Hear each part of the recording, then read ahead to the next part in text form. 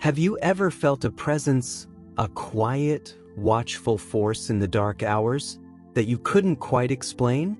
That maybe, just maybe, understood the weight in your heart better than anyone else? Before we begin, if stories like this touch your heart, please like the video, subscribe for more, and tell us in the comments where in the world you're listening from. It means a lot to us. The relentless drumming of rain against the window pane was the only constant sound, besides the fragile, hiccuping cries coming from the bassinet. Late October in Portland had settled in with a damp, bone-deep chill, turning the small, cluttered nursery into a humid cave of exhaustion and desperation. Outside, the streetlights bled watery orange halos onto the wet pavement, casting long, distorted shadows that seemed to creep across the ceiling. Inside, the air hung thick with the milky sweet scent of baby powder, the sharp tang of antiseptic wipes, and the underlying, ever-present smell of fatigue. Lena perched on the very edge of the worn rocking chair, her body a stiff, aching sculpture. Her eyes, raw and sandpaper dry, stared blankly at the tiny, squirming form wrapped in a soft blue blanket. Oliver, 6 weeks old. 6 weeks of fragmented sleep measured in minutes, not hours. 6 weeks of a love so fierce it terrified her, tangled up with a loneliness so profound it hollowed her out. Her husband, Mark, bless him, was snoring softly in the next room, finally claimed by sleep after his shift holding Oliver. The world outside their little bubble of survival felt impossibly distant, muffled by the rain and the relentless demands of this new, fragile life. She felt adrift, a ghost haunting her own home, consumed by the sheer, overwhelming need of this tiny person and the gnawing fear that she was failing him, that she wasn't enough. The isolation was a physical weight, pressing down on her chest until breathing felt like a conscious effort. And then, there was the other cry. Not Oliver's hungry, insistent wail, but a different sound. A low, mournful yowl, almost like a plea. It came from the hallway, just outside the nursery door, a sound Lena had grown achingly familiar with over these past weeks. Nimbus.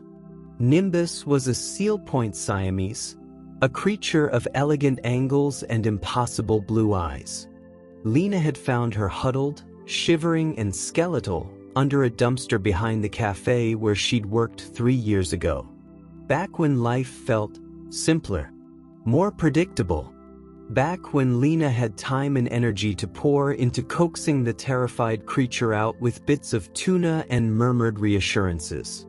The rescue had been slow, painstaking. Nimbus had been all sharp bones and flinching distrust, her fur matted, her eyes wide with a feral panic that took months to soften. She'd never been a cuddly cat, not in the traditional sense. Aloof, observant, fiercely attached only to Lena, with a loyalty that manifested in silent companionship rather than purring lapsits. She'd curl herself into a compact, blue-eyed loaf on the arm of Lena's reading chair, or follow her from room to room, a silent, watchful shadow. She tolerated Mark, regarded visitors with icy suspicion, and the world outside the apartment windows with utter disdain. But since Oliver's arrival, Nimbus had changed. Subtly at first, then undeniably. She'd retreated, spending hours hidden under the bed or deep in the closet, her luminous blue eyes wide and watchful from the shadows. The easy rhythm of their pre-baby life, the shared evenings on the couch, the quiet companionship evaporated. Lena missed her, guiltily, amidst the newborn chaos. She understood, or thought she did. Cats didn't like change, especially not the sudden, noisy, demanding kind that smelled like powder and cried all night. Then, the vigil began. It started the night they brought Oliver home. Lena, bleary-eyed and overwhelmed, settling the baby into the bassinet for the first time, looked up to find Nimbus sitting ramrod straight in the darkened doorway. Not entering, just watching. Her posture wasn't relaxed. It was alert, almost tense. Her gaze, usually drifting and vaguely disinterested, was laser-focused on the tiny bundle in the crib. Lena had whispered a reassurance. "It's okay, Nimby, just the baby." Nimbus hadn't moved, hadn't blinked. She just sat, a silent, blue-eyed sentinel, until exhaustion finally pulled Lena away to snatch a few minutes of sleep. The sitting became a ritual. Every night, like clockwork, as soon as Oliver was settled in the nursery, Nimbus would materialize in the doorway. She never crossed the threshold, never approached the bassinet. She simply sat, or sometimes stood, perfectly still, her gaze fixed on Oliver. Her tail would occasionally twitch, the only sign of life beyond the intense focus radiating from her. Lena found it vaguely unnerving, then strangely comforting. Another presence in the lonely night watch. She'd talk softly to Nimbus sometimes, telling her about Oliver's tiny fingers, how he'd smiled, Mark insisted, but Lena knew it was a smile, the crushing weight of her own uncertainty. Nimbus never responded, never purred, never looked away from the crib. She just listened. But then came the crying. It began about a week ago. Not Oliver's crying. Nimbus's. That low, insistent yowl, starting soft, then building in volume and urgency, echoing down the hallway. It always happened when Oliver was asleep, or just settling, and Lena was praying, to snatch a moment of rest herself on the nursery floor mattress, or finally crawl back to her own bed. The sound was piercing, impossible to ignore. It wasn't the demanding meow for food, or the annoyed chirp when her water bowl was empty. This was different. Plaintive. Anxious. It clawed at Lena's already frayed nerves, a fresh layer of exhaustion painted over bone-deep weariness. The first few times, Lena had stumbled out, shushing Nimbus, trying to coax her away with treats, with gentle strokes. But Nimbus wouldn't be distracted. She'd fix her blue eyes on Lena, yowl again, then look pointedly towards the nursery door. If Lena tried to close the door, Nimbus would scratch at it, the sound like nails on a chalkboard in the silent house. The only thing that stopped it, Lena discovered by desperate accident one night, was sitting in the rocking chair beside Oliver's crib. She'd been on the verge of tears herself, Oliver finally quiet after a marathon feeding, Nimbus yowling incessantly outside the door. Mark slept through it all, dead to the world. Lena, defeated, had shuffled back into the nursery, collapsing into the rocking chair simply because it was the closest place to sit, too tired to make it to the mattress on the floor. She'd leaned her head back, closing her eyes, just for a second. Silence. The yowling stopped. Abruptly. Completely. Lena opened her eyes. Nimbus was sitting in the doorway again, perfectly still, her gaze now shifting between the sleeping Oliver and Lena in the chair. Her chest rose and fell in a slow, steady rhythm. The frantic energy, the desperate sound, vanished. She just, or something close to it. It happened again the next night. And the night after that. Lena would try to slip away, back to her own bed, the promise of even an hour of uninterrupted sleep a siren song. As soon as she left the nursery, the yowling would start. Low, then insistent, then almost frantic. The moment she returned, sat in that chair beside the crib, silence descended. Nimbus would resume her vigil in the doorway, calmly watchful. Tonight was no different. Lena sat, the rain a steady rhythm, Oliver's breathing finally evening out into the soft, rhythmic sighs of deep sleep. Her body screamed for a mattress, a pillow, oblivion. But the moment she shifted, thinking of escape, a low murmur started in Nimbus's throat. A warning. Lena sighed, sinking back into the chair. She looked at Nimbus, a silent question forming in her exhausted mind. What was this? Annoyance? Jealousy? Some bizarre feline power play? Nimbus met her gaze steadily, those impossible blue eyes reflecting the dim night-light glow. There was no malice there, no petulance. Only intensity. A profound focus that seemed to radiate beyond the small room, beyond the rain-slicked windows. It wasn't about keeping Lena away from her own bed. Lena suddenly realized with a jolt that felt like cold water trickling down her spine. It was about keeping her here. Beside the crib, Lena looked down at Oliver, his tiny fist curled beside his cheek, utterly vulnerable in his sleep. She looked back at Nimbus, the cat who had chosen shadows over sunlight, who had taken years to trust, who now planted herself like a guardian statue night after night. The rain whispered secrets against the glass. The house creaked softly.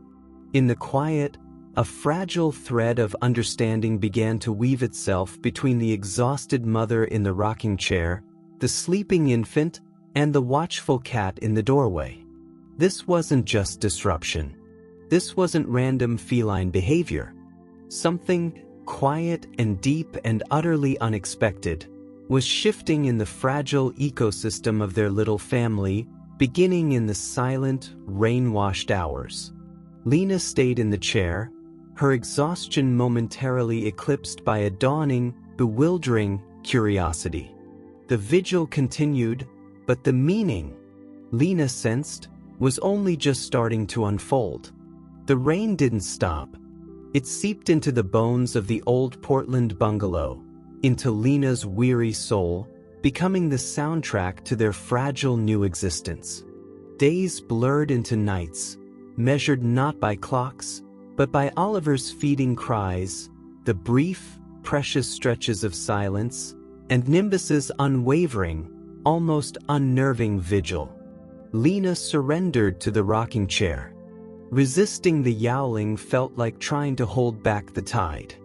Exhaustion won. Night after rain-lashed night, she found herself cocooned in the nursery's dim glow. Oliver's soft breaths a counterpoint to the drumming on the roof. Nimbus a silent, blue-eyed statue in the doorway. At first, it felt like a sentence, another demand in a life overflowing with them. She'd sit stiff and resentful, staring at the water trails on the window pane, feeling the ache in her lower back intensify, the sandpaper grit behind her eyelids. She'd watch Nimbus, trying to decipher the cat's inscrutable gaze. "What do you want from me?" The thought echoed, hollow and tired. Was it jealousy?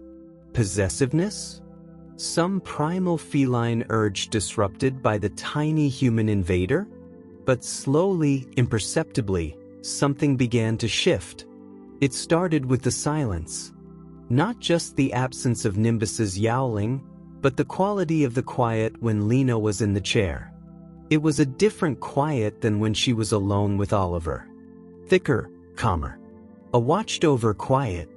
Lena found herself noticing things she hadn't before, or hadn't had the mental space to absorb.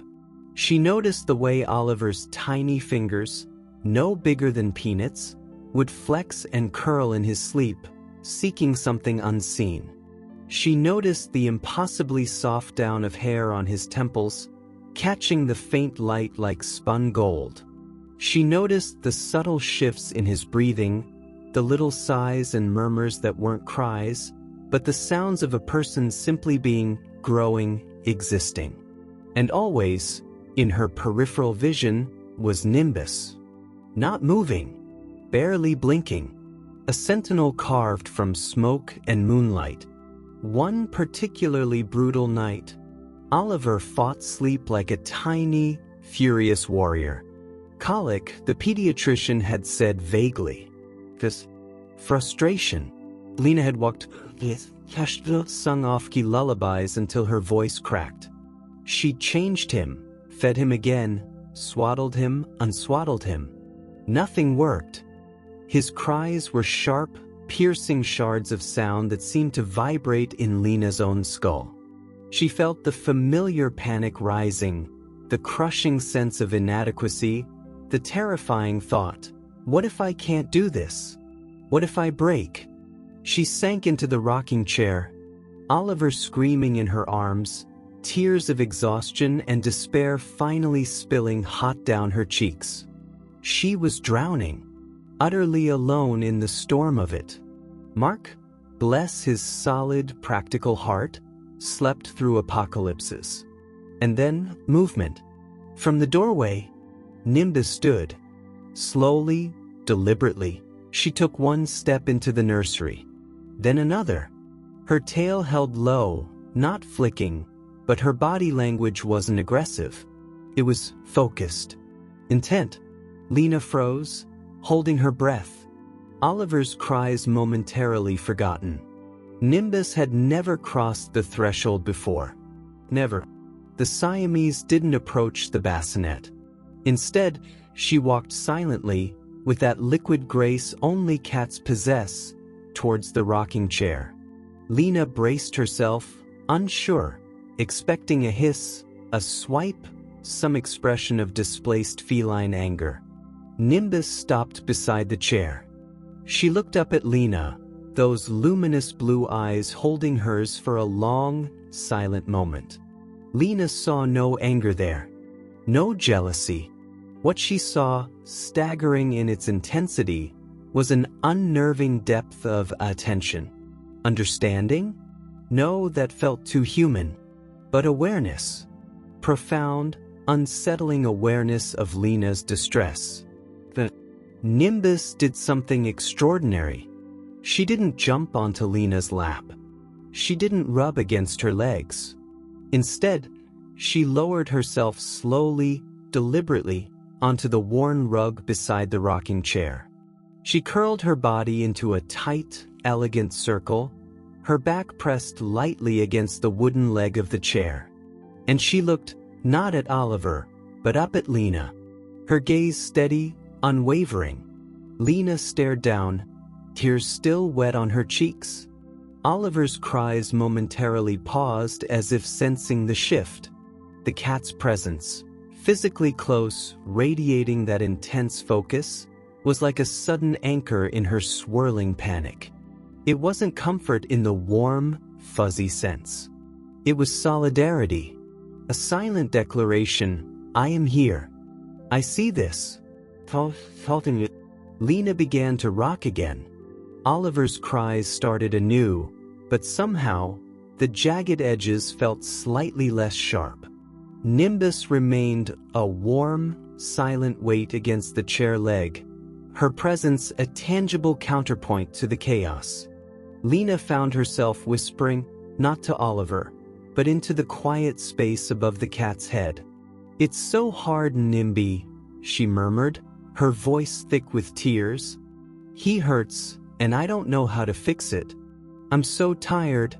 I feel like I'm disappearing. The words, spoken aloud into the dimness, felt raw, dangerous. Admitting weakness felt like tempting fate. But there was no judgment in Nimbus's gaze. Only that deep, unnerving watchfulness. The cat didn't purr. She didn't move. She simply listened. Witnessed. That night marked a turning point. Not in Oliver's colic, which raged on for weeks, but in Lena's perception of Nimbus's vigil. It wasn't just about Oliver. It was about her. The cat wasn't guarding the baby from Lena, she seemed to be guarding them both. Standing watch over the fragile unit they were becoming. The silent companionship deepened. Lena began to talk more. Sitting in the rocking chair, the rain a constant companion. Oliver sleeping or feeding, she'd speak softly to Nimbus. Not baby talk. Real talk. The fears she couldn't voice to Mark, who would immediately try to fix them. The loneliness that bloomed even in the midst of constant baby contact. The ghost of her old life. The independent woman who read novels and met friends for coffee, who felt like a stranger now. The crushing guilt that came with wishing, just for an hour, to not be needed so desperately. She talked about her own mother, a woman who had seemed perpetually brittle, distant, overwhelmed by motherhood herself. Lena remembered the careful distance, the feeling of being a burden rather than a joy. "I don't want him to feel that, NIMBY," she'd whisper, stroking Oliver's downy head. "I want him to always know, Phil, how loved he is. But what if I'm just like her? What if I'm doing it all wrong?" The vulnerability hung in the air, thick as the scent of milk and baby powder. Nimbus listened. "Boys." Her response wasn't verbal. It was in the subtle shift of her ears, the slow, deliberate blink of those blue eyes. It was in the way she'd sometimes, when Lena's voice hitched with unshed tears, lift her head slightly, her gaze softening almost imperceptibly. It was in her unwavering presence. Night after night, a constant in the unpredictable sea of new motherhood. Lena started paying attention to the sensory details of Nimbus herself. The cool, smooth texture of the cat's short fur when Lena dared to reach down and stroke her head during a particularly quiet moment. The faint, clean scent of her, like sunshine on dust, a stark contrast to the milky sweetness of the nursery. The soft, rhythmic sound of her breathing, a steady metronome beneath Oliver's more erratic sighs and gurgles. The thrum of her purr, which did come, but rarely, and only when Lena was at her absolute lowest, a quiet vibration felt through the floorboards more than heard, a secret comfort offered only in the deepest dark. She noticed Nimbus's habits. The precise way she'd wash her face after settling beside the chair, a fastidious ritual in the midst of baby chaos. The slight twitch of her whiskers when Oliver made a sudden noise in his sleep. The way her ears would pivot like satellite dishes, tracking sounds Lena couldn't even perceive in the sleeping house. The groan of a pipe, the scuttle of a mouse in the walls, the distant sigh of wind in the pines outside. One rain-swept afternoon, while Oliver napped in his swing, Lena sat on the living room floor, surrounded by a fortress of laundry she desperately needed to fold. The sheer monotony of it, the mountain of tiny socks and sleepers, felt overwhelming, a symbol of the endless, unseen labor. Tears pricked her eyes again, this time born of pure, mundane frustration. She let her head drop into her hands, a soft sob escaping. A moment later, she felt it, a gentle pressure on her knee. She looked up. Nimbus was there, not demanding food, not wanting out. She had walked silently across the room, navigated the piles of laundry, and placed one delicate, white-tipped paw on Lena's leg. She looked up, her blue eyes holding Lena's, and then, slowly, deliberately, she closed her eyes, held them shut for a long second, opened them again. A slow blink, the most profound gesture of feline trust, of affection, Lena had ever received from her usually reserved cat. It wasn't a purr, it wasn't a cuddle, but it was a communication, clear as spoken words. "I see you. It's okay." Lena reached out, her fingers trembling, and gently touched the top of Nimbus's head. The cat didn't flinch, didn't pull away. She leaned, almost imperceptibly, into the touch. Her paw remained on Lena's knee. A silent pact, a shared burden. That night, back in the nursery, the rain a steady drum roll on the roof. Oliver sleeping peacefully for once. Lena sat in the rocking chair. She wasn't fighting it anymore. This strange, silent communion. Nimbus was in her usual spot, curled beside the chair leg, a warm, breathing presence against Lena's bare foot where her sock had slipped down. Lena looked down at the cat, then at Oliver, then out at the rain-streaked window reflecting the dim nightlight. The exhaustion was still there, a deep, physical ache. The fear, the doubt, they hadn't vanished. But layered over it, woven through the bone-deep tiredness, was something else. A fragile sense of being witnessed, being held, not physically, but in some profound, wordless way. She wasn't alone in the long, dark watches. Not truly. She remembered the skeletal creature under the dumpster, the feral terror in those blue eyes. She remembered the slow, patient months of building trust. The first time Nimbus had slept on the end of her bed, the fierce loyalty that had always been there, silent and steadfast. This nightly vigil, this insistence on Lena's presence, this silent companionship, it felt like the deepest expression of that loyalty. Transformed, expanded, not diminished by Oliver's arrival, but somehow encompassing him, encompassing her in her most vulnerable state. Lena closed her eyes, not to sleep, but to simply breathe, to feel the warmth of Nimbus against her foot, to listen to the two sets of breathing in the room, Oliver's soft, rhythmic sighs, and Nimbus's deeper, slower inhale and exhale. A strange trinity. Mother, guardian cat. She opened her eyes and looked directly at Nimbus. The cat's gaze was already on her, steady, unblinking. In the dim light, Lena saw something new reflected in those deep blue pools. Not just watchfulness, not just loyalty. It looked like a quiet kind of knowing, a recognition of the storm raging inside Lena, and a silent promise to stand watch until it passed. Lena didn't speak. Words felt too clumsy, too small. She simply reached down, her fingers brushing the cool silk of fur between Nimbus's ears.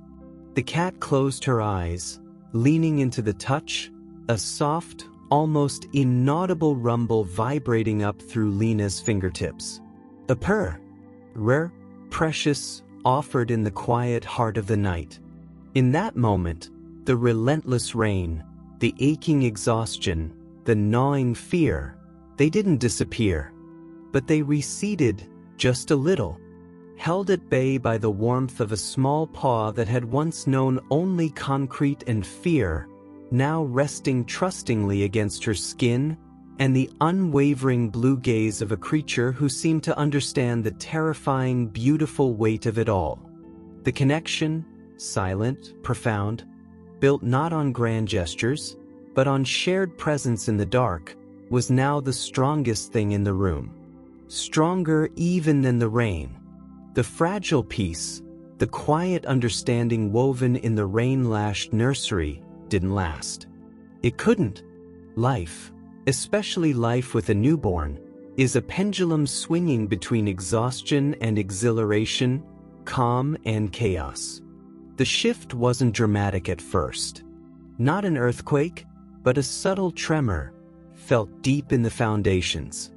Oliver's colic eased, replaced by the predictable, draining rhythm of growth spurts and wonder. He started smiling genuine, gummy smiles that lit up his whole face and momentarily erased the shadows under Lena's eyes. He found his fists, sucking on them with intense concentration. He tracked movement with wide, curious eyes. Lena felt a flicker of her old self returning, the exhaustion still present, but now layered with moments of pure, unadulterated joy. She started venturing out, short walks with the stroller on days the Portland rain eased to a drizzle, feeling the bite of fresh air on her skin like a forgotten luxury. She even managed coffee with a friend, the conversation stilted at first, revolving entirely around Oliver, but it was a connection, a lifeline back to the world. Nimbus seemed to relax too. Her posture in the doorway, while still vigilant, softened. She spent less time rigidly alert, more time curled in her spot beside the rocking chair, dozing lightly, one ear perpetually tilted towards the bassinet. The intense, almost unnerving focus Lena had sensed sometimes gave way to a quieter watchfulness. Lena dared to hope the adjustment period was truly over. That Nimbus had accepted Oliver, and this strange new chapter, settling into her role as the silent guardian. But Oliver got sick. It started subtly. A slight fussiness beyond his usual cries. A runny nose, clear at first. A cough, small and infrequent, easily dismissed as baby trying out new sounds. Lena monitored his temperature, normal. He was feeding okay, sleeping a little more fitfully, but nothing alarming. Just a common cold. Mark reassured her. Babies get colds. Their immune systems are building. It's normal. But Nimbus knew differently. The change in the cat was immediate and profound.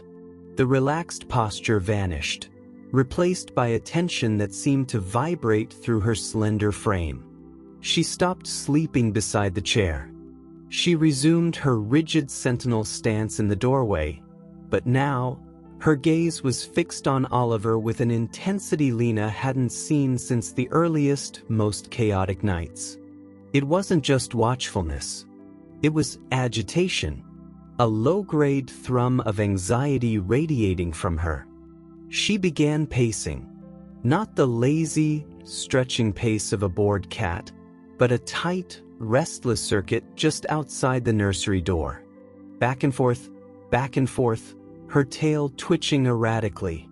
She'd stop, stare intently at Oliver, then resume pacing, emitting a low, almost inaudible murmur, a sound Lena had never heard before. It wasn't a purr, not a growl, but a humming vibration of distress. Lena noticed and tried to soothe her. "It's okay, Nimby, it's just a sniffle. He's okay." She'd reach out to stroke her, but Nimbus would often flinch away, her attention never wavering from the crib. Her eyes, those impossible blue pools, seemed darker, filled with a worry Lena found unsettlingly human.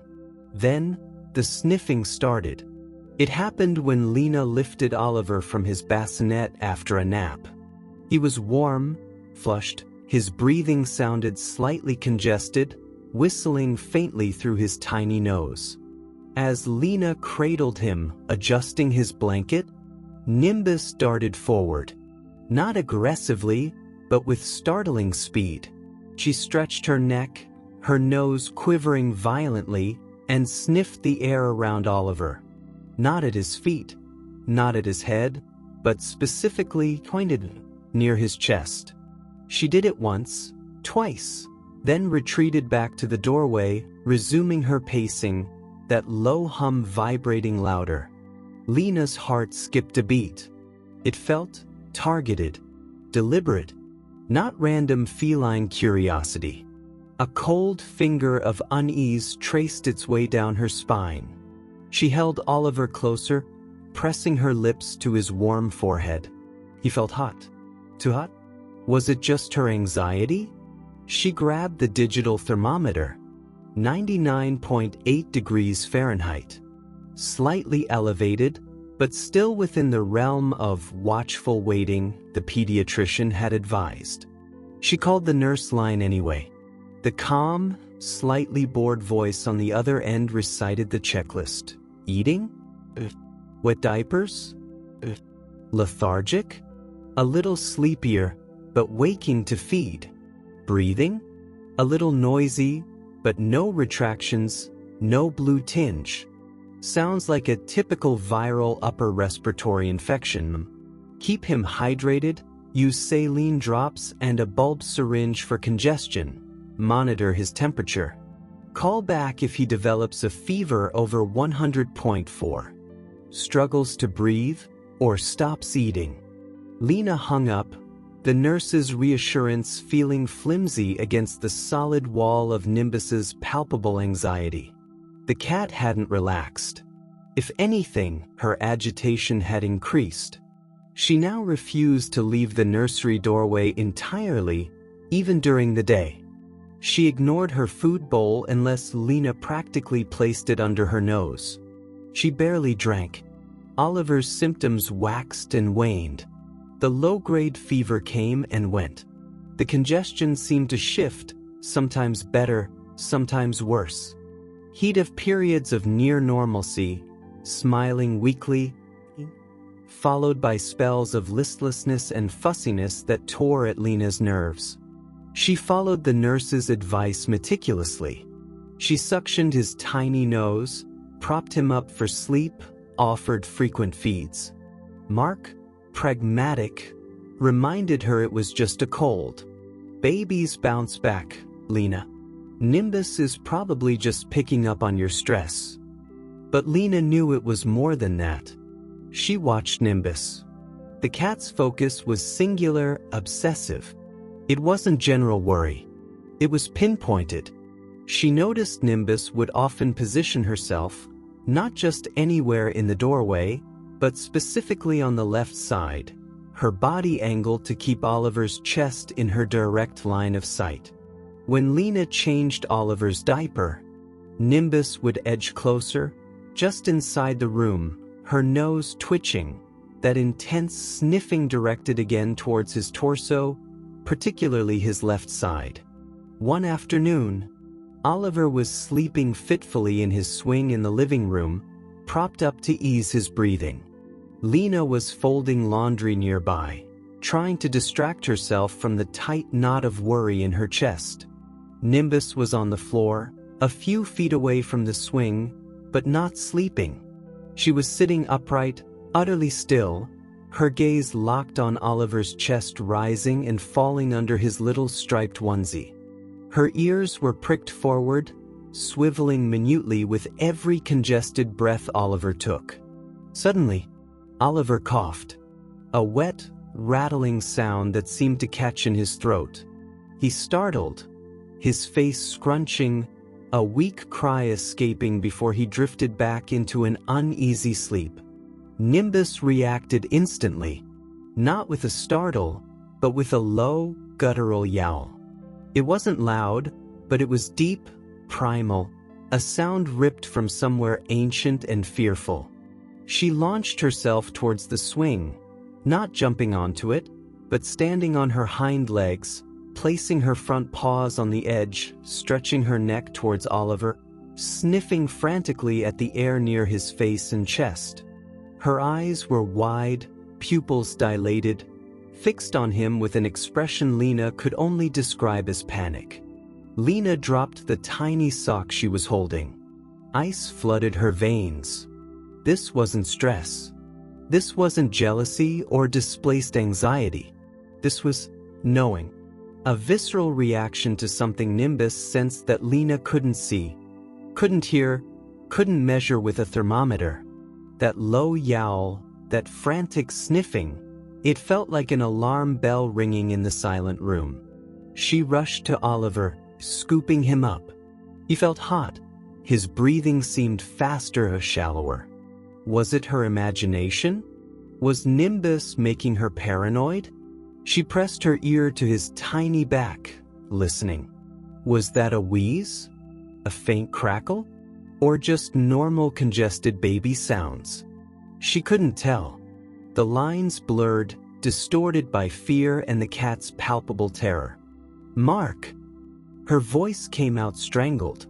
He appeared from the kitchen, wiping his hands on a dish towel, a question on his face that vanished when he saw her expression, saw Nimbus still poised, tense, by the swing emitting a low, continuous growl-like murmur. What's wrong? I don't know, Lena stammered, holding Oliver tighter. He just coughed badly. And Nimbus, look at her. She's frantic. She knows something's wrong. I can feel it.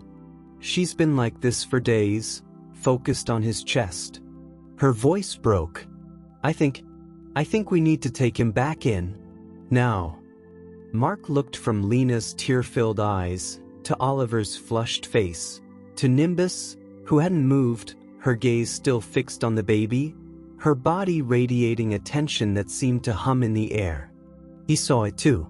Not the cat's anxiety, but Lena's utter conviction, fueled by weeks of silent observation, of shared vulnerability, of a bond forged in the exhausted dark. He saw the raw fear, the mother's instinct amplified, mirrored by the creature they'd rescued years ago. "Oh," he said, his voice tight. "Get his coat. I'll get the car seat. Now." The drive to the pediatric urgent care was a blur of rain-slicked streets, Oliver's congested whimpers, and the suffocating silence in the car. Lena sat in the back, cradling Oliver, her eyes constantly flicking between his face and the rearview mirror, where she could see Mark's tense jaw.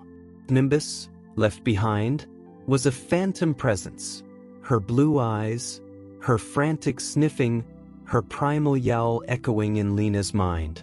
She replayed every detail, the pacing, the refusal to eat, the obsessive focus on Oliver's left side, the way she'd positioned herself, night after night, as if standing guard against an unseen threat.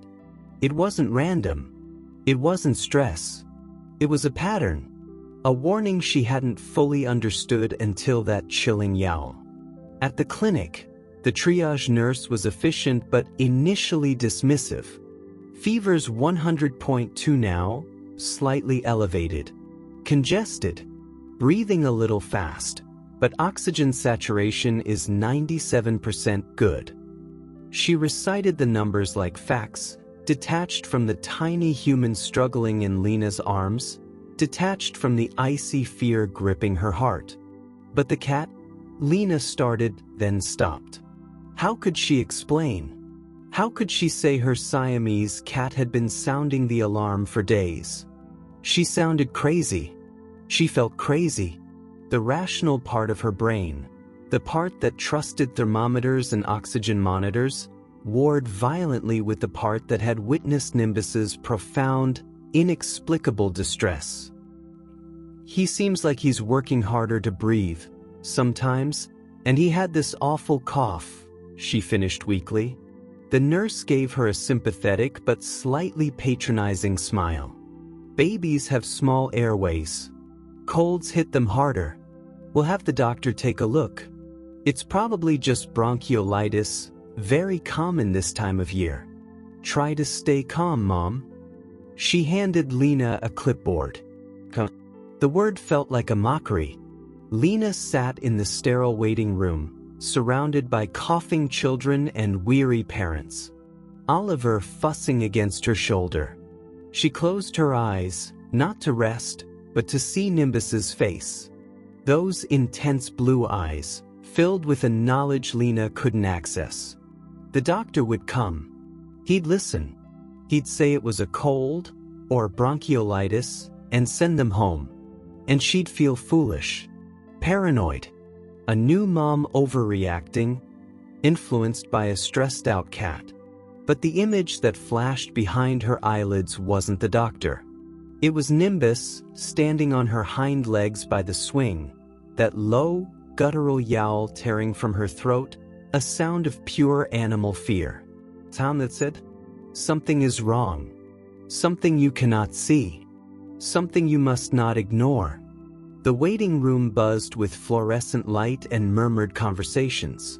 Oliver's breathing rasped softly against her neck.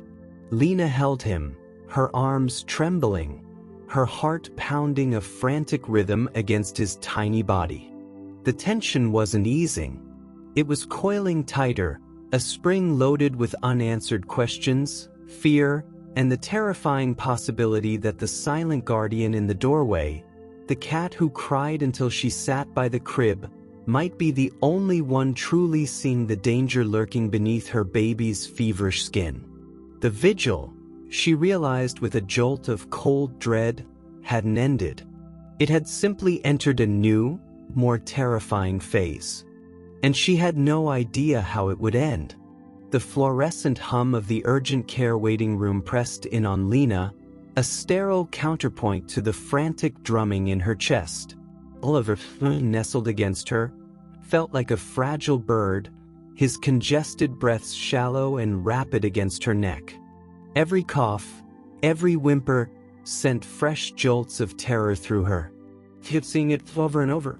Nimbus standing on her hind legs by the swing, that low, guttural yowl tearing from her throat, a sound ripped straight from primal fear. A sound that screamed, "Danger!" Mark paced nearby, his face a mask of controlled anxiety, checking his watch, glancing at the closed exam room doors. The efficient triage nurse's reassurances felt like ashes in Lena's mouth. Bronchiolitis. Common. Stay calm. But Nimbus hadn't been calm. Nimbus had been terrified. And that terror echoing in the hollow space behind Lena's ribs felt more real, more urgent than any oxygen saturation reading. Finally, a door opened. Lena? Oliver. A young doctor, her name tag reading Evans, beckoned them with a tired smile that didn't quite reach her eyes. Lena surged to her feet. Oliver clutched tight, her legs trembling as she followed the doctor down a short corridor into a small, brightly lit exam room. The smell of antiseptic was stronger here, mingling with the lingering scent of baby wipes and Lena's own fear sweat. Dr. Evans moved with practiced ease, washing her hands, pulling on gloves. "Oh, little man, let's see what's got Mom and Dad so worried," she said gently, her voice warm but professional. She took Oliver from Lena's trembling arms, laying him on the padded table. Lena hovered, her hands twisting together, unable to breathe as the doctor began her assessment. She listened to Oliver's heart, tapping notes onto a tablet. She looked in his ears, his throat, shining a light that made him whimper and turn his head away. She counted his breaths, her brow furrowing slightly. "He is working a little harder than I'd like," she murmured, more to herself than to them. Lena's heart hammered against her ribs. Working harder. Nimbus had known. Dr. Evans took out her stethoscope. She warmed the diaphragm against her palm, then placed it gently, deliberately, on Oliver's tiny chest. She listened. First the right side, her expression neutral. Then, she moved the stethoscope, placing it carefully, specifically on the left side of his chest, just below the collarbone. Tuss, her eyes focused inward on the sounds only she could hear. Lena watched, frozen. She saw the exact moment the doctor's expression shifted. The slight tightening around her eyes. The subtle press of her lips.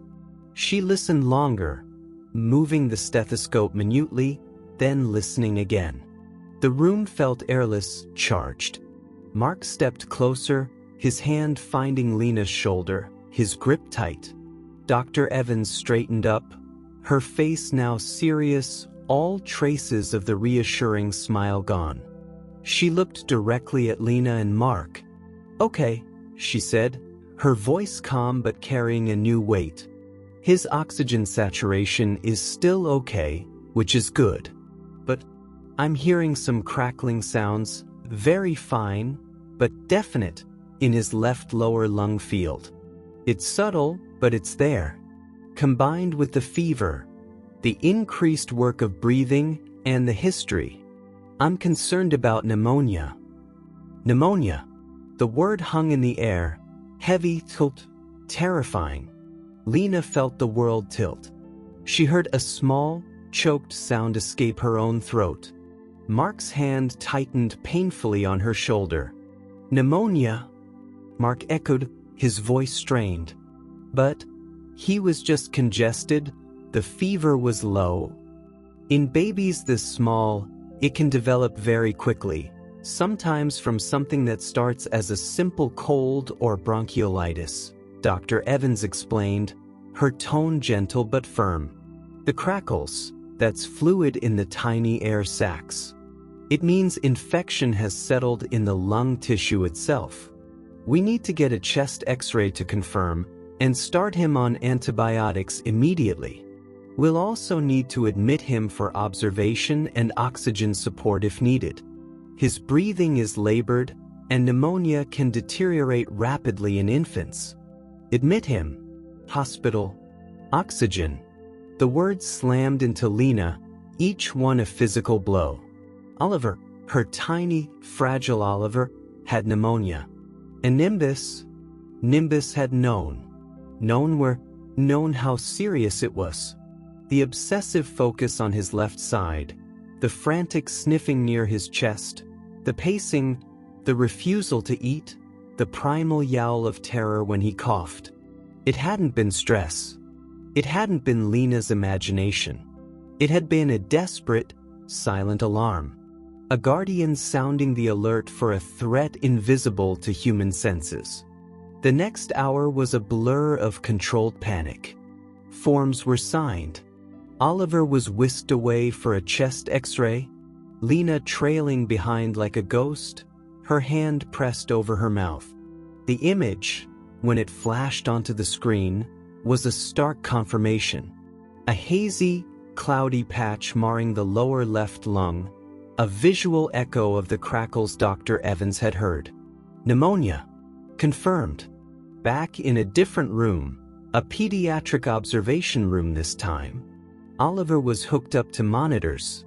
Tiny sensors taped to his chest, wires snaking to machines that beeped and displayed numbers Lena didn't fully understand. And 4-line was started in his tiny hand, delivering fluids and the first dose of powerful antibiotics. He looked impossibly small, lost in the hospital crib, dwarfed by the technology surrounding him. His breathing aided now by a small tube delivering humidified oxygen under his nose seemed slightly easier, but his face was pale, drawn. Lena sank into the hard plastic chair beside the crib, her body finally giving out. The adrenaline that had carried her this far drained away, leaving behind a crushing wave of exhaustion, guilt, and a fear so profound it felt like drowning. She stared at her son, the rhythmic beep of the heart monitor a terrifying reminder of his fragility. Tears, hot and silent, streamed down her face. I didn't see it. I didn't know. I almost waited too long. The thoughts pounded in her head. She dismissed Nimbus's behavior, tried to rationalize it, until that final, terrifying yowl. What if she'd listened to the nurse's first reassurance? What if she'd waited until morning? The cold dread of that what if was paralyzing. Mark was talking to a nurse, his voice low and urgent. Lena couldn't focus on the words. Her world had shrunk to the plastic walls of the crib, the blip of the monitor, and the crushing weight of her failure.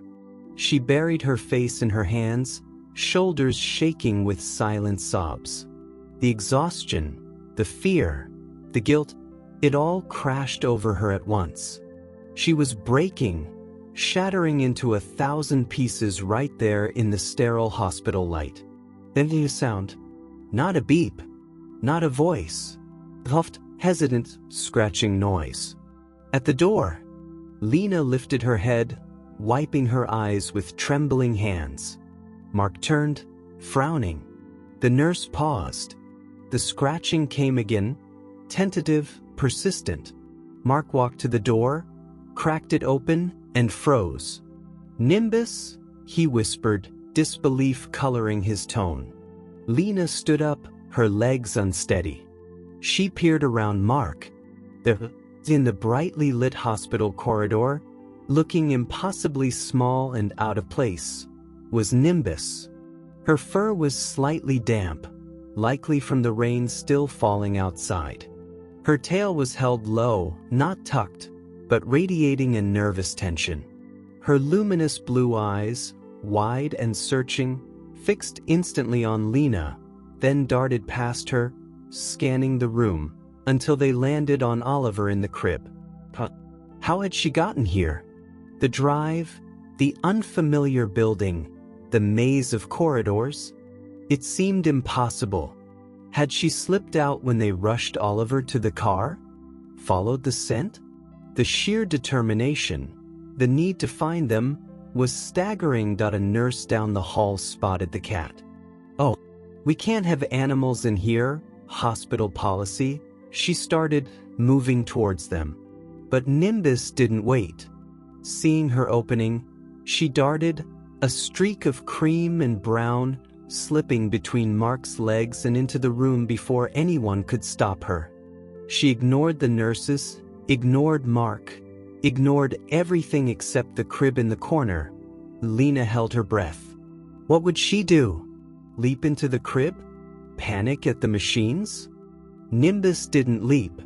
She didn't panic. She approached the crib cautiously, her body low to the ground, her eyes never leaving Oliver. She reached the side, stood on her hind legs, resting her front paws gently on the clear plastic rail. She stretched her neck, sniffing the air, her nose quivering.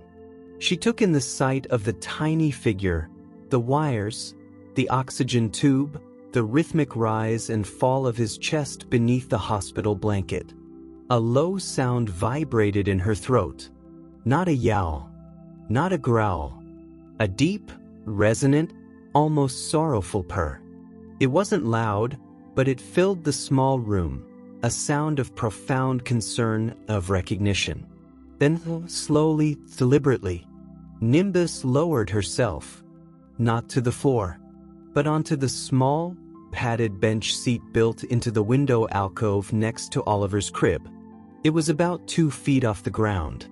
She circled once, twice, then settled into a tight loaf, her body facing the crib, her chin resting on her paws. Her blue eyes, fixed unblinkingly on Oliver, radiating the same intense, unwavering focus Lena knew so well from the nursery doorway. The vigil had resumed. In the stark, unfamiliar hospital room. She had found her charge. Her watch had not ended. The nurse who had objected paused, watching the scene. The cat wasn't touching anything, wasn't making noise, just sitting, watching the sick baby with an intensity that felt sacred. "Well," the nurse murmured, her voice softening. "As long as she stays right there and doesn't cause a disturbance." She exchanged a look with the other nurse, a look of shared, weary understanding. "Just keep her contained, okay?" Mark nodded mutely, closing the door softly. Lena hadn't moved. She stood, rooted to the spot, staring at Nimbus on the window seat. The cat's presence, impossible, determined, utterly focused, was a lifeline thrown into the churning sea of her despair. She walked over, her steps slow, hesitant. She sank onto the edge of the window seat beside Nimbus. The cat didn't look at her. Her gaze remained locked on Oliver, on the steady blip of the heart monitor, on the gentle puff of the oxygen. But as Lena sat, Nimbus shifted, just slightly, leaning her body so that her side pressed warmly against Lena's thigh. The deep, resonant purr continued, a steady vibration Lena could feel through the thin fabric of her jeans. Lena looked down at the cat, then at her son, fighting his tiny battle in the plastic crib. The tears came again, but this time, they weren't just tears of fear and guilt. They were tears of overwhelming, staggering gratitude. Gratitude for the doctor who had listened. Gratitude for the hospital, the medicine, the chance for Oliver to heal.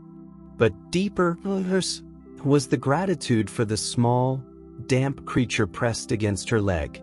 Nimbus had known. When Lena was blinded by exhaustion and doubt, Nimbus had seen the shadow creeping into Oliver's lungs. She had sounded the alarm with the only language she had: pacing, refusal, frantic sniffing, and finally, that primal cry of warning. She had fought to make them listen. And when Oliver had been taken to this alien place, she had somehow, miraculously, found him. Resumed her post. Her silent, steadfast vigil. Lena reached out a trembling hand. She didn't stroke Nimbus's head. She placed her palm flat against the cat's side, feeling the steady thrum of the purr, the rise and fall of her breath, the solid warmth of her body. It was an anchor, a silent promise. I am here. He is watched over. You are not alone. The machines beeped. Oliver slept, his breathing still labored but steadier with the oxygen. The rain streaked the hospital window, blurring the city lights outside. Lena sat beside the cat who had cried until she sat by the crib, who had paced with anxiety they couldn't decipher, who had crossed a rainy city to find them. She leaned her head back against the cool glass, her hand resting on Nimbus's warm fur, the cat's purr vibrating up her arm, a low, steady counterpoint to the electronic symphony of Oliver's monitors. The breaking point hadn't shattered her. It had broken her open. The carefully constructed walls of coping, of managing, lay in ruins. What flooded in wasn't just fear, but a raw, terrifying, all-consuming love for her child, and a profound, humbling awe for the small creature who had stood guard in the doorway, and then, against all odds, in a hospital room miles from home. The connection wasn't just understood now. It was felt in the marrow of her bones. It was the warmth against her leg, the unwavering blue gaze fixed on her son, the silent purr that said, I see him. I'm here. The vigil was no longer just a behavior. It was a testament, a bond forged in the crucible of crisis. And in the quiet heart of the hospital room, surrounded by machines and medicine, Lena finally, truly, let herself weep, not just in fear, but in the overwhelming relief of being seen and protected by the most unexpected guardian of all. The sterile, fluorescent hum of the hospital room slowly dissolved, replaced by the softer, more complex symphony of home. Rain still tapped against the windows, but it was a familiar rhythm now, a Portland lullaby, not the ominous drumming of crisis. Oliver slept in his own crib, the bulky hospital monitors replaced by the simple, silent reassurance of his steady breathing. The sharp tang of antiseptic had faded, overlaid once more by the milky sweet scent of baby powder, the comforting aroma of Mark brewing coffee downstairs, and the faint, clean scent of sunshine on dust that clung to Nimbus. The vigil, the frantic pacing, the hospital dash, it had carved deep grooves in their lives. Oliver was recovering, but slowly. The antibiotics fought the infection in his tiny lungs, leaving him weak, fussier than usual, needing more frequent, smaller feeds. His breathing was easier, the terrifying rattle gone, but he still coughed, a small, wet sound that made Lena's heart clench every time. The pediatrician had warned them recovery could take weeks, even months, for a baby so small. They were home, but they were still in the trenches, just a different battlefield. Nimbus bore the marks of the ordeal. She was thinner. The frantic energy, the hypervigilance, had drained her.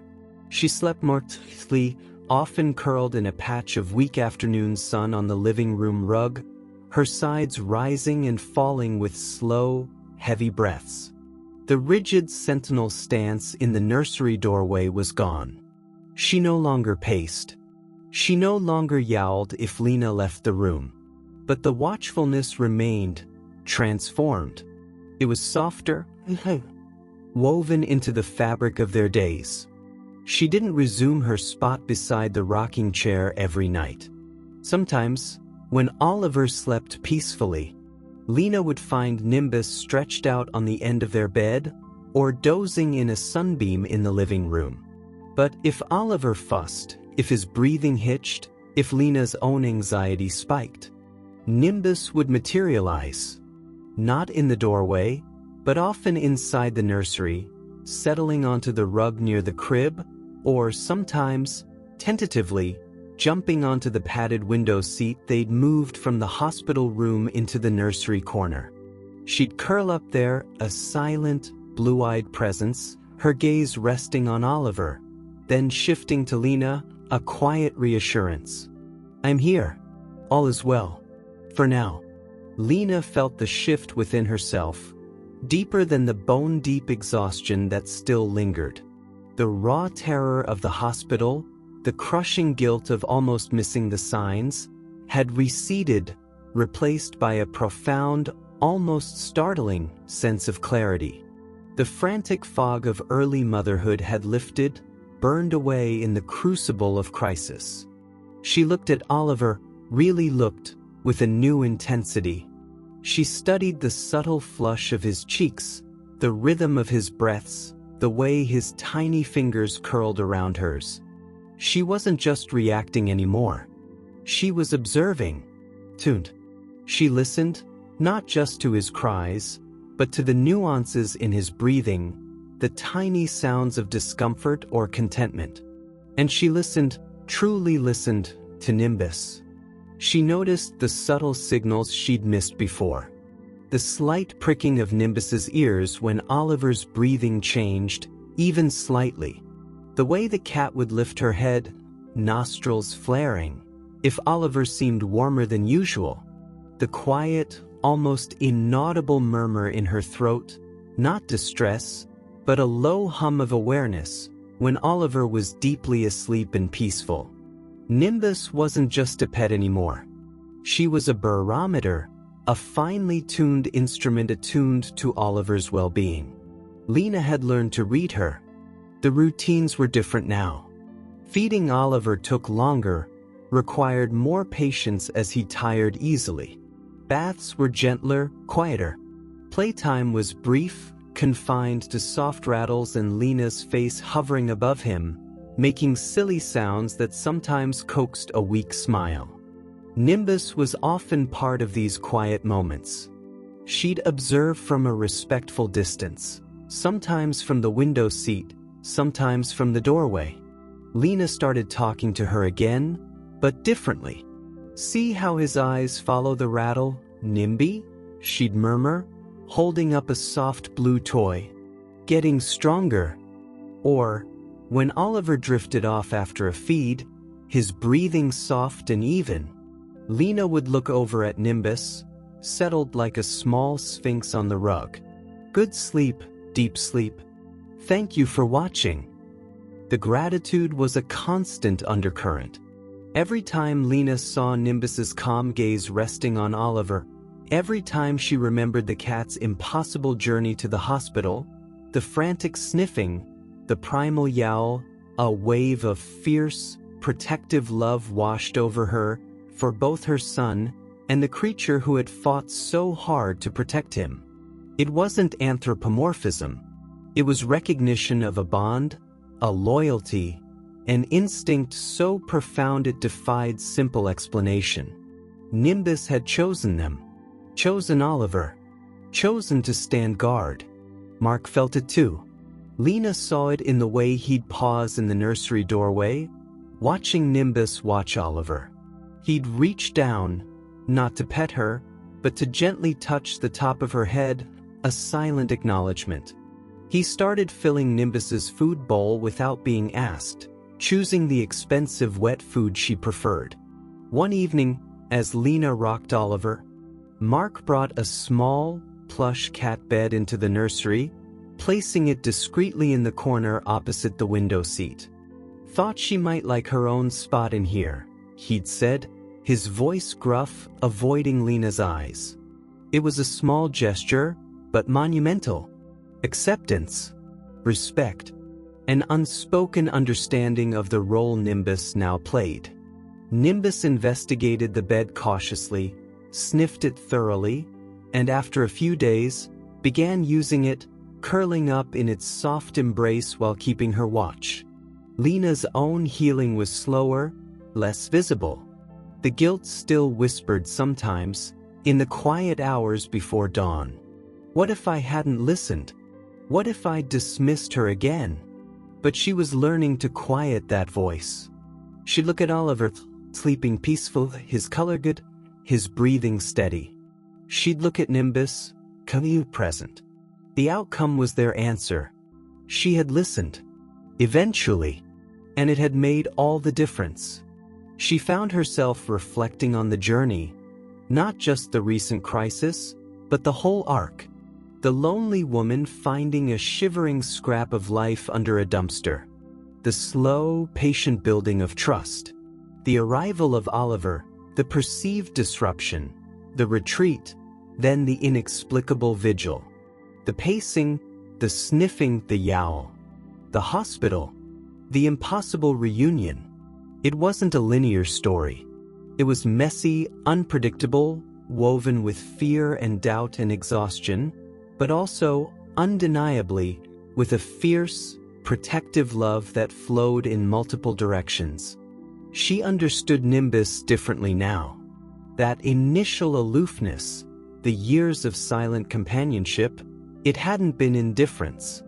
It had been a deep reserve, a cautious heart, saving its fiercest loyalty for the moments that truly mattered. Oliver's arrival hadn't threatened that bond, it had tested it, and Nimbus had answered with a devotion that left Lena humbled. The cat hadn't just protected Oliver. She'd protected Lena by forcing her to see, to trust, not just the cat, but her own faltering instincts. One afternoon, about 3 weeks after coming home, Oliver was having an unusually good day. He'd taken a full feed, smiled brightly at Lena's silly faces, and fallen asleep in his swing without a fuss, a soft, contented sigh escaping his lips as he drifted off. Sunlight, rare and precious, streamed through the living room window, painting warm stripes on the rug. Lena sat on the floor nearby, folding laundry, a mundane task that felt almost peaceful. Nimbus was stretched out in one of the sunbeams, her fur glowing, her body utterly relaxed. Her eyes were closed, her breathing deep and even. Lena watched her, a soft smile touching her lips. This was new. This deep, unguarded sleep in Oliver's presence. It wasn't just rest. It was trust. Profound, hard-earned trust that the danger had passed, that the watch could relax, for now. Lena finished folding a tiny onesie, setting it gently on the clean pile. She looked from Nimbus, bathed in sunlight, to Oliver, peacefully asleep, his chest rising and falling with healthy regularity. The rain had stopped. As if the world glistened, wet and clean. The only sounds were the soft whir of the swing, Oliver's gentle breaths, and the rhythmic purr emanating from the sleeping cat, a sound like distant, contented thunder. The frantic urgency, the sharp edge of fear, had softened. Life hadn't returned to normal, because there was no normal to return to. They had been irrevocably changed. Oliver carried the memory of illness in his tiny lungs, a reminder of his fragility. Lena carried the memory of terror and the hard-won lesson of trust. Nimbus carried the quiet satisfaction of a duty fulfilled, a vigil honored. But in this moment, sunlight warming the room, the scent of clean laundry and baby powder in the air, the sound of peaceful sleep and a cat's purr. Lena felt a profound sense of after. The storm had passed. They were healing, all of them. The routines were gentler, the silences richer, the connections deeper. The mystery of Nimbus's knowing wasn't solved, and perhaps it never would be. But it didn't need solving anymore. It was simply part of the tapestry, a thread of inexplicable grace woven into their lives. She leaned back against the sofa, closing her eyes for a moment, letting the warmth of the sun, the sound of her son's breath, the vibration of the cat's purr seep into her. The guilt, the residual fear, they hadn't vanished. But they were quieter now, overshadowed by a stronger feeling, gratitude. Gratitude for Oliver's resilience. Gratitude for the medicine. Gratitude for Mark's steady presence. And an overwhelming, boundless gratitude for the small, sun-drenched creature sleeping on the rug, the once feral cat who had cried until she sat by the crib, and who, against all odds, had become their silent guardian angel, her watchful blue eyes now closed in peaceful, earned rest. The vigil continued, but its nature had changed. It was no longer a desperate alarm, but a quiet, constant reassurance, a testament to the fragile, fierce bond that now held their little family together. The choice, Lena realized, wasn't just hers or Nimbus's anymore. It was woven into the very fabric of their shared existence. They were in this, all of them together. The rhythm of their days settled, not into the frantic, sleep-deprived chaos of the newborn phase, nor the terrifying vigilance of Oliver's illness, but into a gentler, more deliberate cadence. Spring finally wrestled free from Portland's persistent gray, painting the world outside their windows in tentative washes of green and fragile blossom pink. Oliver grew stronger, week by slow week. The cough faded to a memory, replaced by robust gurgles and delighted shrieks when Lena blew raspberries on his tummy. His cheeks filled out, losing the alarming translucence of the hospital stay, gaining the healthy plumpness of thriving infancy. He discovered his feet, his laughter, the sheer joy of banging a wooden spoon against his high chair tray. Life, miraculously, felt not just manageable, but good. Nimbus seemed to bloom with the season. Her sleep became less heavy, more the contented dozing of a creature at peace. She resumed her sunbeam worship in the living room, her fur taking on a healthier sheen. She even tentatively re-engaged with Mark, allowing him brief head scratches before retreating with a dignified flick of her tail. But her connection to Oliver and to Lena had deepened into something profound, unspoken, woven into the fabric of their shared space. She still kept her watch, but it was different now. Less intense vigilance, more a quiet, confident presence. She'd often be found curled in her plush bed in the nursery corner while Oliver napped, or perched on the window seat, observing his playtime on the rug below with regal detachment, though Lena noticed her tail tip would twitch in time with his giggles. Oliver fussed. Nimbus's ears would prick, her head lifting, but she rarely stirred unless the fuss escalated. She seemed to trust Lena implicitly now to handle it. Her blue eyes, when they met Lena's, held a depth of understanding, a quiet pride, that felt like a shared secret. Lena found herself moving through her days with a newfound steadiness. The raw terror had receded, replaced by a resilient core of confidence she hadn't known she possessed. She trusted her instincts more, both with Oliver and with reading Nimbus's subtle cues. The crushing guilt had softened, replaced by a fierce, protective gratitude that warmed her from the inside out. She looked at Nimbus not just as her cat, but as Oliver's silent co-guardian, a small, furry miracle who had altered the course of their lives. One bright Saturday morning, sunlight streamed through the clean windows, dust motes dancing in the golden beams. Oliver was down for his morning nap, deeply asleep after a session of enthusiastic spoon-banging. Mark was tackling the long-neglected yard, the rhythmic scrape of a rake against concrete drifting in. The house felt peaceful, full of light and the quiet hum of recovery. Lena decided it was time. Time to reclaim a part of herself buried under months of baby gear and survival mode. The basement storage room. A jumble of boxes held remnants of her pre-baby life, books she longed to read again, art supplies gathering dust, clothes that felt like artifacts from another person. She needed space, physical and mental, to integrate the woman she'd been with the mother she was becoming. The basement air was cool and carried the familiar scent of damp concrete and forgotten things. Lena flicked on the single bulb, casting long shadows. She navigated past Mark's camping gear, an old bicycle, stacks of paint cans, towards the cluster of boxes labeled in her own handwriting. Lena Tux. Lena Art. Lena Miscellaneous. She started with the books, carefully lifting the flaps, the scent of paper and dust filling her nostrils. Pulling out familiar spines felt like greeting old friends. She set aside a few promising novels, a book of poetry she hadn't opened in years. Next, the art supplies.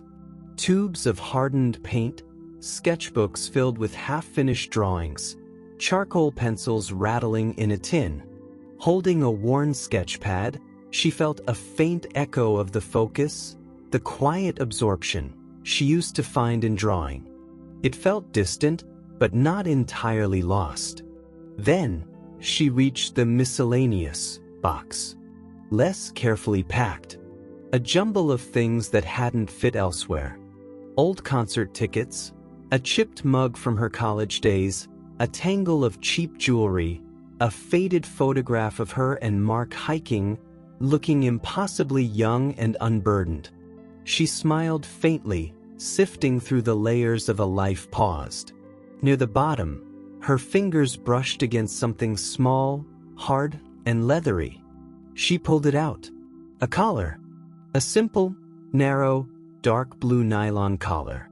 Attached to it was a tiny, tarnished silver bell and a small metal tag shaped like a bone. Lena froze. Her breath caught in her throat.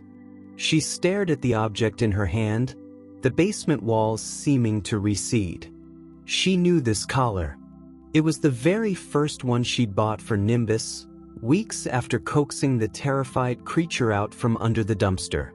She'd chosen it carefully, hoping the bell might give her some warning if the skittish cat bolted. The tag, engraved simply with Nimbus and Lena's old phone number, felt cold against her palm. She remembered the struggle to get it on her. Nimbus had fought, scrambled away, terrified of the confinement, the jingle. Lena had persisted, gentle but firm, murmuring reassurances. When it was finally fastened, Nimbus had frozen, then spent hours trying to bite it off, shaking her head violently at the unfamiliar bell sound. She'd never tolerated it for long. Within a few days, during one of Lena's attempts to gently pet her, Nimbus had managed to wriggle free, darting under the bed with the collar still half attached. Lena had retrieved it, finding the clasp slightly bent, and decided not to force it. She'd bought a breakaway collar instead, one Nimbus accepted with only mild suspicion. This first collar, a symbol of tentative ownership, of hope, had been tossed into the miscellaneous box and forgotten. Holding it now, years later, Lena felt a wave of emotion so intense it brought tears to her eyes. She traced the engraved name on the tag with her thumb. Nimbus. The name she'd given the skeletal ghost of a cat, a whimsical nod to the storm clouds gathering that rainy afternoon. She remembered the feel of Nimbus's fragile body, all ribs and matted fur, trembling under her hesitant touch. The long months of leaving food just inside the door, then a little further, the first time Nimbus stayed in the room while Lena read, the first tentative headbutt against her ankle. She thought of the journey compressed in this small, forgotten object. The feral fear, the slow bloom of trust, the silent companionship. Then, the seismic shift of Oliver's arrival, Nimbus's retreat, the inexplicable vigil, the pacing, the sniffing, the primal yowl of warning. The impossible journey to the hospital, the silent watch resumed on a sterile windowsill. The slow healing, the quiet presence in the nursery, the soft purr vibrating through Lena's grief and fear. This collar, this small, slightly bent piece of nylon, wasn't just a forgotten pet accessory. It was a relic, a tangible marker of the very beginning. The first fragile thread of the bond that had, against all odds, become the strongest cord in their lives. Holding it, Lena felt the full weight of the journey, the immense distance traveled by the creature who now slept peacefully in a sunbeam upstairs, guarding her son. But the true gift, the final revelation, wasn't just the collar. It washed over her as she stood in the cool, dusty basement, the faint sound of Mark raking outside, the muffled silence of the sleeping house above. It was the understanding of what Nimbus had truly given her. It wasn't just that Nimbus had saved Oliver. She had. That was undeniable. But she had saved Lena too. In the deepest, darkest well of new motherhood, drowning in exhaustion and isolation and the terrifying weight of responsibility, Nimbus had been her anchor, her silent witness, the creature who had forced her to stay, physically present in the rocking chair, but also mentally, emotionally present in the storm. Nimbus had reflected back Lena's fear, amplified it into a warning they couldn't ignore, and then had stood beside her in the aftermath, a warm, purring presence against her leg. Nimbus hadn't just guarded Oliver's crib. She had guarded Lena's crumbling spirit. She had been the unwavering companion in the lonely night watches, the silent validator of Lena's doubts and fears, the living proof that fierce, protective love could come in the most unexpected forms. She had shown Lena, in the most visceral way possible, that she was not her own brittle, distant mother. She was capable of a love so deep it could move mountains, or compel a once feral cat to cross a rainy city to stand watch over a sick infant. The gift was the profound rewriting of Lena's own narrative. Nimbus, with her watchful blue eyes and silent purr, had helped Lena discover her own strength, her own fierce, unwavering maternal instinct. She had given Lena the courage to trust, not just the cat, but herself. The motherhood Lena had feared she couldn't embody, the warmth she worried she couldn't provide, she was living it. Every time she soothed Oliver, every time she laughed at his babbling, every time she felt that fierce surge of protectiveness, she was proving her fears wrong. And Nimbus, the quiet observer, the silent guardian, had been there for every step of that transformation. She hadn't just protected Oliver, she had midwifed Lena into the mother she was always meant to be. Lena clutched the small blue collar, the tarnished bell silent now. It felt heavy with meaning, a tiny, potent artifact of their shared history. She wouldn't put it back in the box. She carried it upstairs, the basement door clicking shut behind her. The sunlight in the living room felt warmer, brighter. Nimbus was still asleep in her sunbeam, a picture of peaceful contentment. Oliver's soft snuffles drifted from the baby monitor. Lena walked over to the bookshelf in the living room, a simple, sturdy piece of oak. Not on a high shelf, not hidden away, but on a middle shelf, next to a framed photo of Oliver's tiny hand gripping her finger and the small, plastic hospital bracelet he'd worn, now tucked beside a smooth river stone Mark had found. She carefully placed the old blue collar beside them. The bell, silent. The tag, catching the light. Nimbus. It wasn't a trophy. It was a touchstone. A reminder of where they began, in concrete shadows and fear. of the terrifying precipice they'd faced, and of the quiet, impossible miracle of the creature who had woven herself into the very heart of their family, not just as a pet, but as a guardian, a guide, and the unexpected key to Lena finding her own fierce, unwavering love. The final gift wasn't the collar itself, but the profound understanding it unlocked, settling into her bones like sunlight, warm, solid, and utterly transformative. She looked at Nimbus, sleeping, and whispered the only words that truly fit, the simplest, most profound truth of all. "Thank you." The blue collar, resting beside Oliver's tiny hospital bracelet and the smooth river stone on the bookshelf, became more than just an object. It was a quiet altar, a touchstone Lena found herself glancing at throughout her days.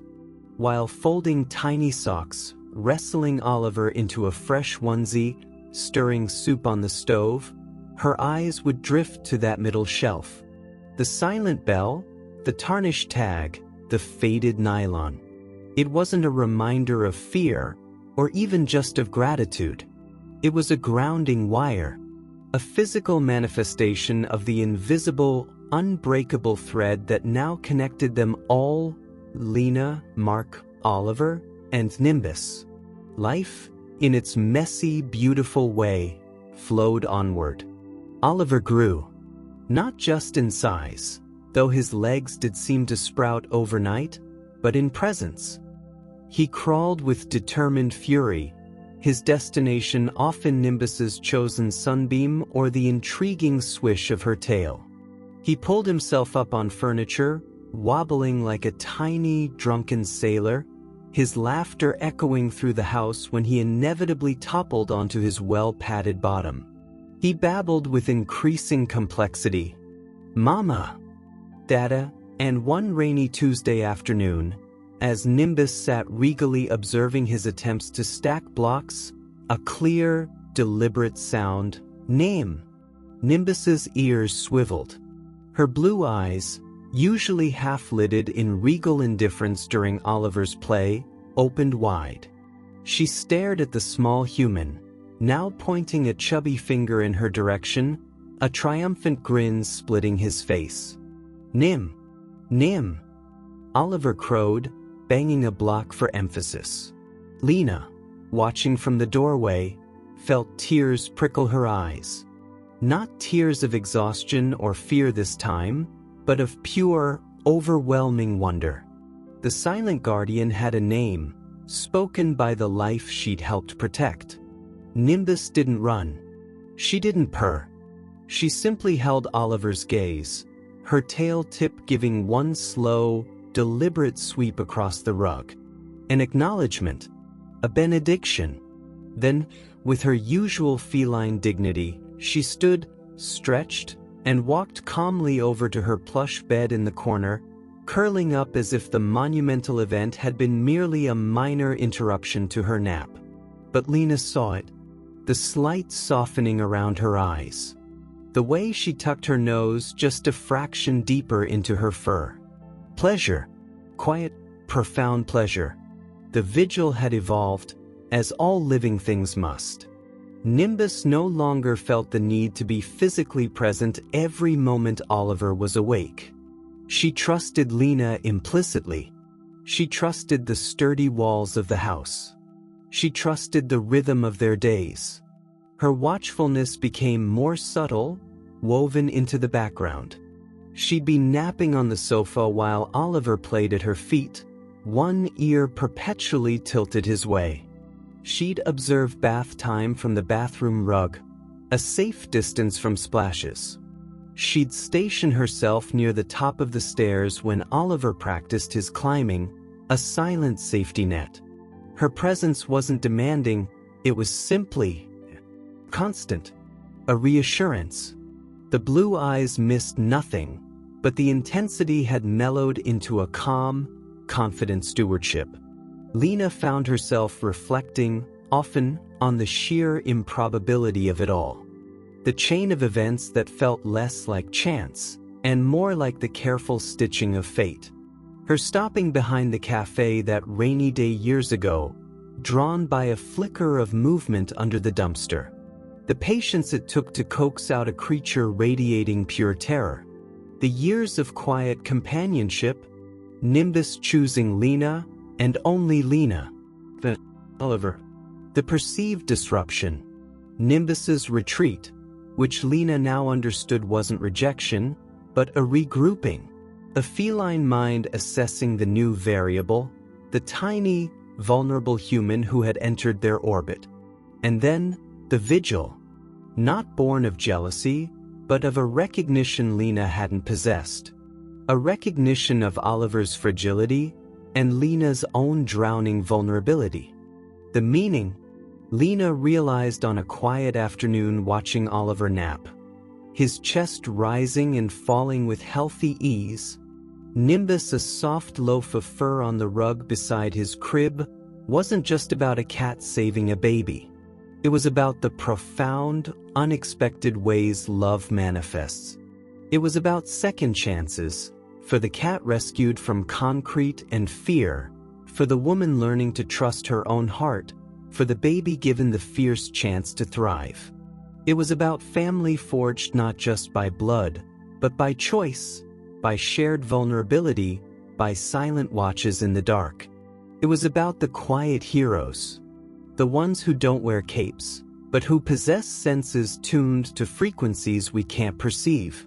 The ones who sound the alarm with the only language they have, pacing, crying a low yowl in the night. The ones who cross rainy cities guided by an unshakable bond. The ones who stand vigil, not for glory, but because love, in its purest, most instinctive form, demands it. It was a testament to the fact that love, true, deep, protective love, often arrives unannounced. It might be found shivering under a dumpster. It might manifest as a persistent cry until you sit down beside a crib. It might stare at you with ancient, knowing blue eyes from a hospital windowsill. It doesn't always roar. Sometimes, it purrs.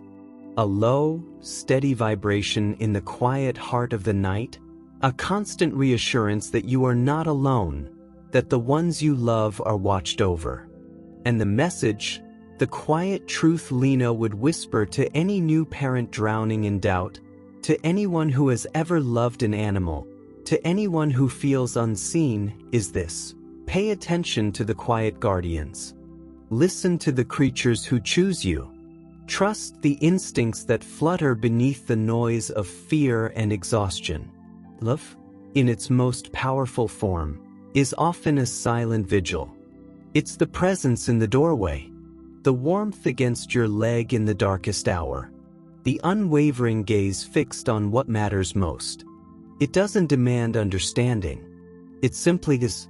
And sometimes, just sometimes, that quiet love, that instinctive guardianship, becomes the thread that holds everything together. The lifeline thrown across the chasm. The miracle you never saw coming, delivered on soft paws and a silent purr, by a creature who once knew only concrete, but who chose, against all odds, to stand watch over your heart. Oliver stirred in his sleep, a soft sigh escaping his lips. Nimbus, without opening her eyes, stretched one paw out, her toes flexing, until it just barely brushed the leg of Oliver's crib. A connection maintained. A vigil continued.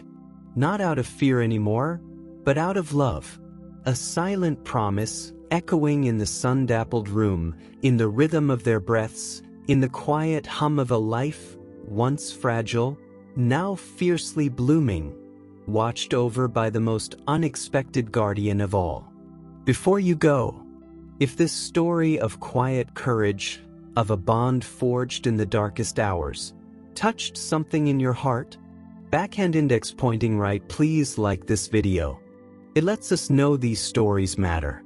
Backhand index pointing right, subscribe to our channel for more real-life tales of love, loyalty, and the extraordinary connections that shape our ordinary lives. Hit that bell icon so you never miss a story. Backhand index pointing right, comment below. Tell us where in the world you're listening from, or share a story of your own quiet guardian. Did a pet ever sense something you couldn't? We read every single one. Backhand index pointing right, share this story with someone who needs a reminder of hope, of unexpected heroes, or the quiet, fierce power of love. Because stories like Lena and Nimbus, they remind us. They remind us to look closer, to listen to the quiet ones, to trust the unseen bonds, to believe in the possibility of miracles, delivered not with fanfare, but on soft paws and a watchful blue gaze. They remind us we are never truly alone. Thank you for watching, for listening, for being part of this circle of stories. Until next time, cherish your quiet guardians.